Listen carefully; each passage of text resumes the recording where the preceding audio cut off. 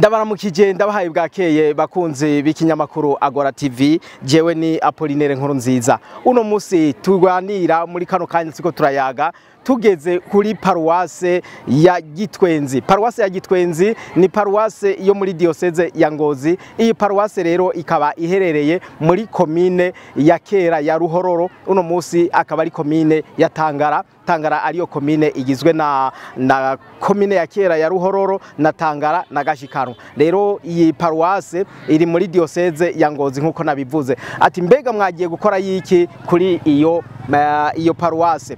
Uno musi turi ku musi w'Imana, aho ari umusi mukuru, umusi mukuru kandi udasanzwe, umusi mukuru uhambaye gose, uwo bita umusi mukuru wa Kristo Umwami, yuko Yezu ari umwami. Umusi mukuru wa Kristo Umwami rero ni umusi mukuru uhimbazwa muri Eklezia Katolika kwisi yose, ugahimbarizwa igihe kimwe, umusi umwe. Nukuvuga tuba tugomba kwinjira mu kiringo kitujana mu gihe ca Noel, nukuvuga tugira twinjire mu bushikiro. Imbere rero yuko ubushikiro butangura habanza kuba uwo musi mukuru wa Kristo Umwami, hanyuma tukabona kwinjira mu bushikiro. None rero uno musi hano muri paruwase ya Gitwenzi niho turi, nkuko muriko murabibona abakristo ni benshi baje guhimbaza uwo musi mukuru wa Kristo Umwami nkuko no mu yandi maparuwase babikoze. Ariko si ico gusa, muri no paruwase ya Gitwenzi kuri uno musi w'Imana hari n'ikindi gikorwa kidasanzwe, ari guhimbaza, ari umusi wo guhimbaza yubire y'imihari katolika, imihari Kristo Katolika yose yo muri diocese ya Ngozi. Uno musi niho iza guhimbaza yubire, nkuko Eklezia Katolika mu ntunganyo yayo imaze igihe itunganya ibijanye n'amayubire agenda arabaha. Hakaba habaye yubire y'abasaserdoti, yubire y'abakristo bose, yubire y'abagwaye, yubire y'imihari rero ariyo y'uno musi, n'izindi yubire zagiye ziraba. None rero uno musi rero n'umusi mukuru w'imihari. Uwo musi mukuru rero ariyo yubire y'imihari ibashimye yuko muri diocese ya Ngozi bawuhimbariza ngaha kuri paruwase ya Gitwenzi. None rero twese twasidukanye niyo nka niko novuga, kuko abakristo bavuye hirya no hino bakoraniye hano kuri no paruwase ya Gitwenzi. Imihari abaserukira abandi bose mu mihari yose Katolika yo muri diocese ya Ngozi barosa ababaserukira, nkuko tubibereka. Muraza kubona yuko baje bava ku cicaro ca diocese ya Ngozi aho bahuriye abava hirya no hino, hanyuma baca baza mu miduga, baza baravyina, baza baratamba kugira ngo bigine uwo musi mukuru.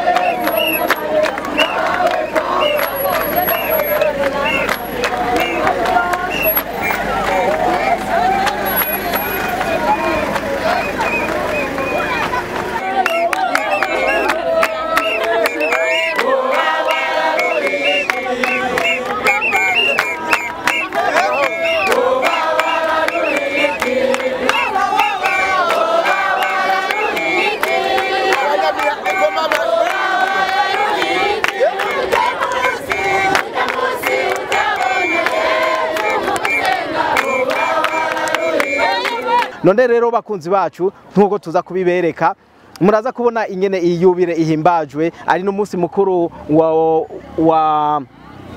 asanzwe ari n'umunsi mukuru wa Kristo umwami. Urumva ni imisi mikuru ibiri ihuriranye. Iyo rero tukaba tuza kubereka ingene yagiye iragenda.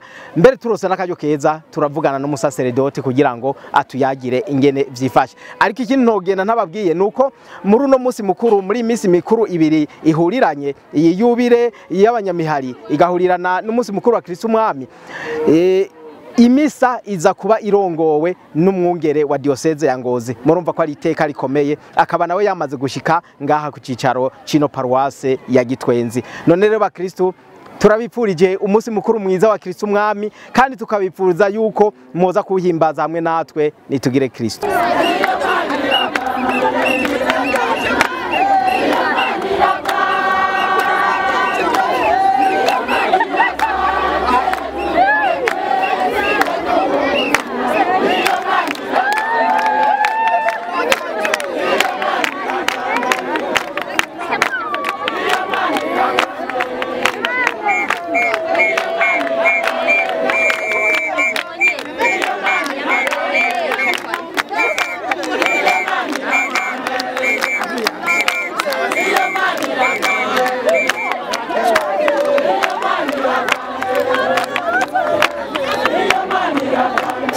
Nkuko mwese muriko murayibona yuko ari ingoro ishajije isa neza.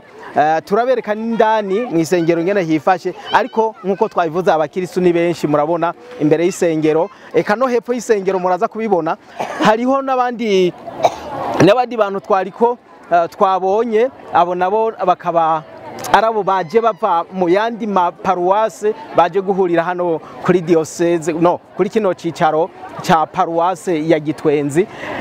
Twigiye imbere gato, murahabona n'imbere y'isengero, hepfo gatoyi hariho ubwugamo bashizeho. Ariko rero ico nshaka kubereka ni muri ya yubire y'imihari, ndabereke ahantu amadarapo yose y'imihari yose ikorera muri diocese ya Ngozi ikoraniye.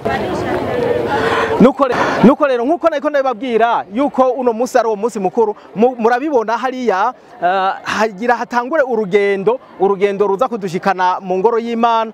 Ubwo rugendo rero rukaba rurimwo abanyamihari bose, nkuko mubona ari amadarapo na y'imihari yose ikorera muri ino diocese ya Ngozi, kuko bavuye hirya no hino mu maparuwase kugira ngo baze kwifatanya n'abakristo bo muri paruwase ya Gitwenzi muri uno munsi mukuru wahariwe imihari. Umunsi mukuru wahariwe ni yubire yahariwe imihari, hanyuma hakaba ari n'umunsi mukuru wa Kristo umwami. Murakoze, ibisigaye muraza kubibona ingene vyagiye biragenda.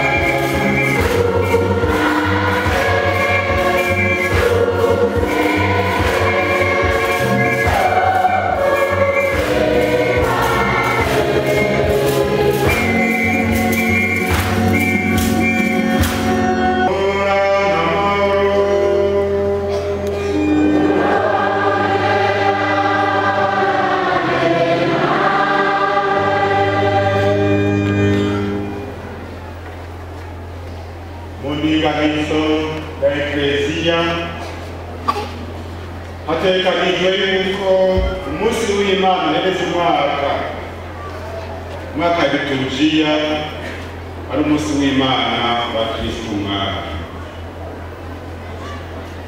Biduha kwibuka yuko Yesu Kristo ari we mwami wacu, umwami adasanzwe, umwami aganza w'isi no mw'ijuru, umwami azokwamagaza imyaka yose kuko yamyeho, ariho kandi azokwama. Uwo munsi mukuru uba ku munsi w'Imana wa nyuma w'umwaka wa liturujia, kugira ngo batwibutse ko impera n'imperuka, mu mpera ya byose Kristo ari we twese tuzokwegukira. Abamwihakanye nabo bagashirira mu nyenga y'umuriro udahera. Ubwo tukiri ku rugendo duhamagariwe kwama dukwiza agatima mpembero, tuzirikana ivyiza tugirira, tuzirikana ukuntu aguma twakura kugira ngo atugirire neza, adushire mu biwe, tube bazotorana ubwami bwiwe. Abadukura muri ubwo bwami n'abazingamizwe na Sekibi, bagashaka ko natwe tuzingama. Kandi mu gihe ca none bariho baguma bagwira. Uri abaza mu bimenyetso byaba bizira Kristo nyene, abaza mu bimenyetso by'abapfumu, mu bimenyetso by'abakozi ba Sekibi, hariho mbere n'abaza mu bimenyetso by'amadini. Kumbe ari abo Shitani yungitse ngo tuzirike ku cyatsi. Hariho n'abagenda bakavuga ngo bagiye kurondera agakiza, umbere bagiye kurondera inyenga y'umuriro udahera.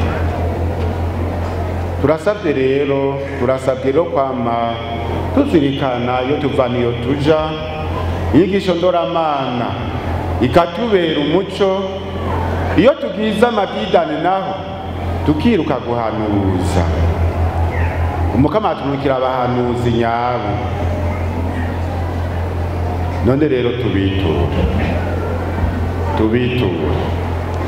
Ndakeje mwebwe mwese mwitavye no rubanza, kuko uyu munsi no twadekanije guhimbaza yubile y'imihari n'imigwi y'ubutumwa. Gutyo tugaha akaryo anyamihari bose n'abo migwi y'ubutumwa itandukanye yuko bazirikana ko Kristo ari we mwami twese tubwirizwa gukorera mu vyiyumviro vyacu, mu mvugo zacu, tukamukorera hajya muhira dutaha, tukamukorera mu butumwa bw'akazi ka misi yose, tukamukorera mu kumusenga, tukamukorera mu kumusukurira muri barya barushwa, kuko nibo azayishushanijeko akatugendera. Tubanze rero duce bugufi tumusabe imbabazi, kuko hari hatugendera ntitumwakire, canke tukarondera gukorera abandi bami, tukarondera kwegukira ubundi bwami, kandi twarigishijwe yuko ubwami bw'ukuri ari ubwo bwami bwiwe. Duce bugufi rero, twadusaba ikigogo.